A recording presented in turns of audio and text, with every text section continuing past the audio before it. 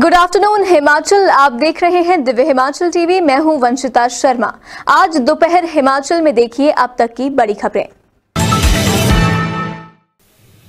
प्याज से भरा ट्रक पलटा, 2 घायल। जोगिंदरनगर में ड्राइवर यूनियन ने खोला मांगों का पिटारा। गरली में ग्रामीणों ने निकाला कैंडल मार्च।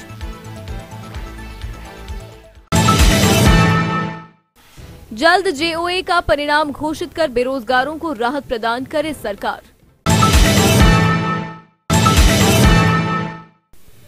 थाना डमटाल के अंतर्गत आते पठानकोट जालंधर राष्ट्रीय राजमार्ग डमटाल रांची मोड़ पर आज प्याज से भरा हुआ ट्रक दुर्घटनाग्रस्त हो गया। ट्रक पठानकोट से जालंधर की तरफ जा रहा था कि ढलान में उतरते समय ट्रक चालक ट्रक से नियंत्रण खो बैठा। ट्रक ड्राइवर को पार कर दूसरी तरफ जा गिरा। ट्रक की चपेट में एक कार व स्कूटी भी आ गई। इस दुर्घटना में ट्रक चालक व स्कूटी सवार घायल हो गए।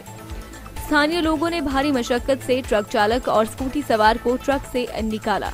घायलों को इलाज के लिए पठानकोट अस्पताल भेजा गया। हिमाचल प्रदेश पथ परिवहन निगम ड्राइवर्स यूनियन के प्रांतीय प्रधान मान सिंह ठाकुर ने आज साफ शब्दों में कहा कि अगर निगम के कर्मचारियों को महीने की पहली तारीख को सैलरी नहीं मिलेगी तो सरकार को विरोध झेलने को मिलेगा।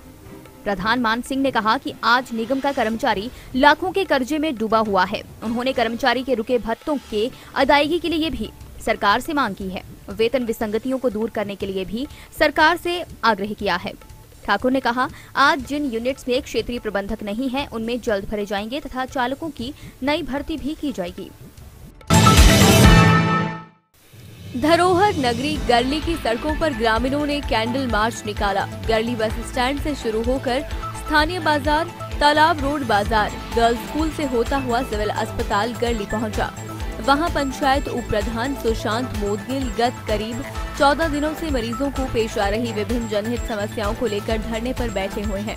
वहीं इस कैंडल मार्च में 25 ग्राम पंचायतों के लोगों ने एक सुर मिलाते हुए सरकार व विभागीय प्रशासन को 2 टूक चेतावनी देते हुए कहा कि सिविल अस्पताल गरली में मरीजों को पेश आ रही जनहित समस्याओं का तुरंत हल न निकाला गया तो मजबूरन आगामी 3 दिनों के बाद हम सभी लोग गरली से नहरन पुखर तक यानी करीब 9 किलोमीटर लंबा थाली पीटो कैंडल मार्च निकालकर प्रदर्शन करेंगे। उप प्रधान सुशांत मोदगिल ने कहा कि सरकार, प्रशासन और स्वास्थ्य विभाग जल्द समस्याओं को समाधान करें।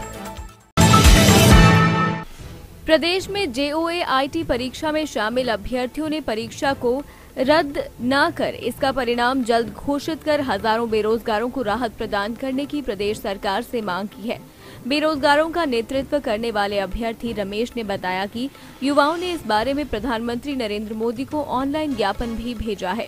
अभ्यर्थी रमेश कुमार ने कहा कि हजारों युवाओं ने इस परीक्षा की लंबे समय से तैयारी की है, परंतु कुछ लोग इस भर्ती को रद्द करने की मांग कर रहे हैं, जो सही नहीं है।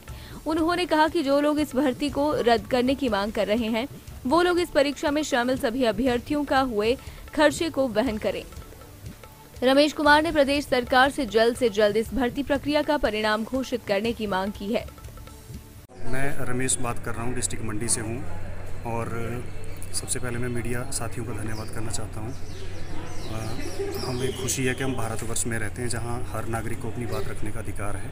क्या आपकी समस्या है उसके बारे में बताएं। क्या sir, post code 939 JOA junior officer assistant का एग्ज़ाम हमने दिया था और कुछ लोगों ने मीडिया पे उस एग्ज़ाम को कैंसिल करने की बातें कही हैं कि वो एग्ज़ाम कैंसिल होना चाहिए, लेकिन मैं उन लोगों को ये बात बोलना चाहता हूँ कि हमें उसके दूसरे प्रोस्पेक्टिव को भी जानना चाहिए। उस इशू को कुछ लोगों ने अपनी मेहनत से उस एग्ज़ाम को दिया हुआ है, दिन रात एक करके हमने हार्ड वर्क किया है और उस एग्ज़ाम को क्लियर किया है। तो मेरा खुद का सेंटर काफ़ी दूर था, 24 को वो एग्ज़ाम था, 24 अप्रैल को।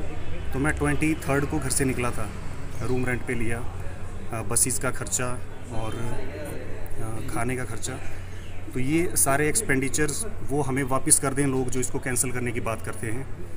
और उसके बाद हमारा एक और पोस्ट कोड का इशू था जेओए 817 का, उसकी एडवर्टाइजमेंट 2020 में निकली थी। अब तक वो एग्ज़ाम हमारा कंप्लीट नहीं हो पाया है और उसमें 19,024 कैंडिडेट्स को शॉर्ट लिस्टेड किया गया था टाइपिंग टेस्ट के लिए, लेकिन अभी तक उसका कोई भी हमें अंदाज़ा नहीं है कि वो भर्ती कब पूरी होगी, जिसकी वजह से हमारे फैमिली मेम्बर्स भी सफ़र कर रहे हैं। अगर एक फैमिली में 4 मेंबर्स को भी लेके चलें तो 19,024 × 4, कुछ लोग मैरिड भी हैं, उनके साथ में उनके ससुराल वाले भी होंगे, तो × 8 कर लीजिए आप, तो 1 लाख के करीब लोग होते हैं वो सारे। तो इतने लोगों की भावनाएं इस पोस्ट कोड के साथ जुड़ी हैं। अगर ये रिज़ल्ट टाइम पे नहीं आता है तो हमारे लिए ये बहुत ही एक मेंटल टॉर्चर जैसा हो रहा है ये सिस्टम। हमारी माननीय मुख्यमंत्री जी से भी विनती रहेगी कि वो हमारी जितनी भी पोस्टें एडवर्टाइज़ की गई थी, ये हमारी 1867 वैकेंसीज़ थी, उस पे ये इस भर्ती को पूरा करवाएं। और जो अधिकारी, दुख की बात ये है कि अब तक रिप्लाई फाइल नहीं किया जा रहा है गवर्नमेंट की तरफ से माननीय न्यायालय में, जिसकी वजह से ये प्रोसेस हमारा थोड़ा डिले हो रहा है, थोड़ा क्या काफ़ी डिले हो रहा है। तो जो अधिकारी जिनके अंडर ये हमारे रिक्रूटमेंट के प्रोसेस चलते हैं, और हमारी उनसे भी ये विनती रहेगी कि वो इस रिप्लाई को जल्द फाइल करें। अब हमें ये समझ में नहीं आता कि हमारे प्रदेश में टैलेंट की कमी है या फिर हमारे पास रिसोर्सेज की कमी है, जो वो रिप्लाई टाइम से फाइल नहीं कर पा रहे हैं हमारे अधिकारी जो हैं। तो ये इस चीज़ को इंश्योर करें, क्योंकि अधिकारियों को इससे कोई फ़र्क नहीं पड़ता हमारी रिक्रूटमेंट का प्रोसेस 1 साल रुके, 5 साल डिले हो। आज दोपहर हिमाचल में आज के लिए बस इतना ही। देखते रहिए दिव्य हिमाचल टीवी।